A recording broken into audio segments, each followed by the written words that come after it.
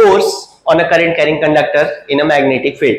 आज हम लोग न्यूमेरिकल्स करने वाले हैं उसी टॉपिक पे, क्योंकि इस टॉपिक पे न्यूमेरिकल्स ज्यादा इंपॉर्टेंट रहते हैं as compared to derivation. Find the force on short wire, छोटे वाले वायर पे फोर्स बताना है. इन गिवन फिगर जो गिवन है, also show the direction of force and acceleration of the short wire. Long wire की वजह से शॉर्ट वायर पे फोर्स लग रहा होगा. लॉन्ग वायर की वजह से क्यों? लॉन्ग वायर अपना एक मैग्नेटिक फील्ड क्रिएट करेगा, तो इसके सराउंडिंग में अगर मैग्नेटिक फील्ड देखा जाए तो इनटू द प्लेन बन रहा होगा. ये मैग्नेटिक फील्ड किसकी वजह से बनाया मैंने? लॉन्ग वायर की वजह से. तो लॉन्ग वायर की वजह से मैग्नेटिक फील्ड यहां पर बन गया बी. चलो इसको मैं नाम देता हूं 1, तो ये हो गया B1. अब B1 हमारे मतलब इस वाले वायर में हमारे पास B पता चल गया, I हमें पता है, L हमें पता है, हमारे पास फोर्स आ जाएगा पूरा. फोर्स आने के बाद एक्सेलरेशन के लिए हम न्यूटन का सेकंड लॉ यूज करेंगे, F = ma, A आ जाएगा. Question complete, done. Mechanism clear है कैसे सॉल्व करना है. आते हैं अब B, magnetic field due to wire क्या होता है? μ0I upon 2πr. चलो लॉन्ग वायर के लिए μ0 होता है 4π × 10⁻⁻7. मैंने कांस्टेंट यहां पर लिख दिया था, बट एग्जाम में वो रिटन नहीं आएगा, तुम्हें पता होना चाहिए. ये हो गया, I हो गया हमारे पास 10 एम्पियर, 2π एंड R है हमारे पास 10 सेंटीमीटर. इसको मीटर में कन्वर्ट करेंगे तो कितना आ गया? This is 2 × 10⁻⁵ Tesla. ये आ गया मैग्नेटिक फील्ड, डन.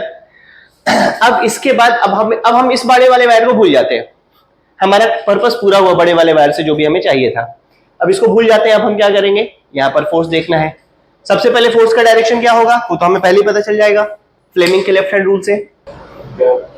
फोर्स का डायरेक्शन, मैग्नेटिक फील्ड अंदर, करंट ऊपर, फोर्स इधर, मतलब बड़ा वाला वायर इसको अट्रैक्ट कर रहा होगा. डन. तो फोर्स का डायरेक्शन टुवर्ड्स लॉन्ग वायर हो जाएगा. चलो फोर्स के लिए F = ILB. साइन थीटा को मैं sin 90 लिख सकता हूं यहाँ पे. तो हो गया, I है हमारे पास कितना है उसमें? 2 एम्पियर. चलो मैं इसको I1 I2 लिख दूं ताकि कोई कंफ्यूजन ना हो. यहां पर मैं लिख देता हूं I1 और इसको ले लेता हूं I2.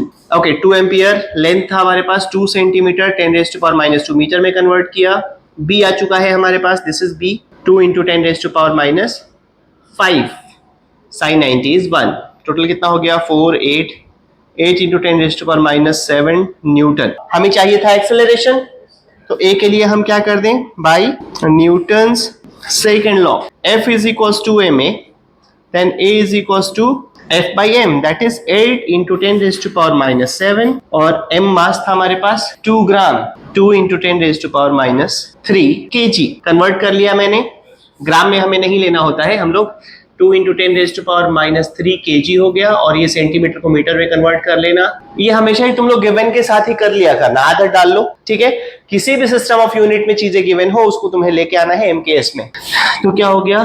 4 × 10⁻⁴ मीटर/सेकंड². एक कंडक्टर है, यहाँ पर मैग्नेटिक फील्ड है. बहुत इंपॉर्टेंट. हाँ, इस टॉपिक पे न्यूमेरिकल्स होंगे आज. अब ये जो है, अब देखते हैं इसमें फोर्स किधर लगेगा. चलो तुम लोग सोचो, याद करेंगे फ्लेमिंग के लेफ्ट हैंड रूल को.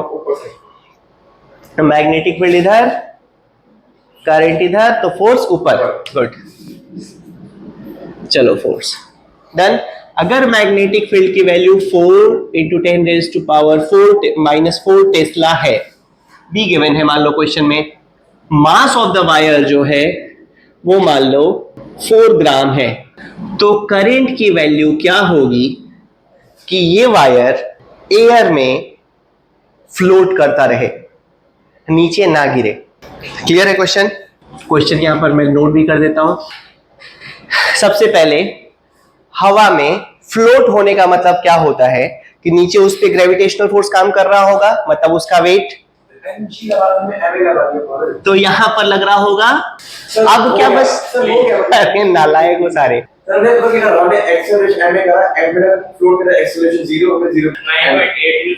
नहीं 10 यूज कर लो. अभी मेरी क्लास में टाइम बचाना जरूरी होता है. बाप रे. खैर मेरा डेटा है, हो सकता है. एयर में फ्लोट करने के लिए उसके वेट को मैग्नेटिक फोर्स को बैलेंस करना पड़ेगा। वेट इज व्हाट, mg, और मैग्नेटिक फोर्स ऊपर F लगा दिया मैंने। ये दोनों बराबर होंगे तो वो इक्विलिब्रियम में रहेगा। तो मैं लिखता हूं फॉर इक्विलिब्रियम F क्या होता है, ILB sin theta is equal to mg। अब I हमारे पास हमें निकालना है, L हो गया 1 मीटर, B है 10 रेज टू पावर -4, अच्छा 4 into 10 raise to power -4 tesla. L और B के बीच का एंगल L है ऐसे और B है ऐसे। ध्यान रखना L का मतलब होता है लेंथ और डायरेक्शन ऑफ लेंथ होता है डायरेक्शन ऑफ करंट। तो L ऐसे और मैग्नेटिक फील्ड ऐसे। 90 डिग्री लिख दूं मैं, sin 90, M हो गया 4 ग्राम। 4 ग्राम को केजी में कन्वर्ट करें, 10 रेज टू पावर -3।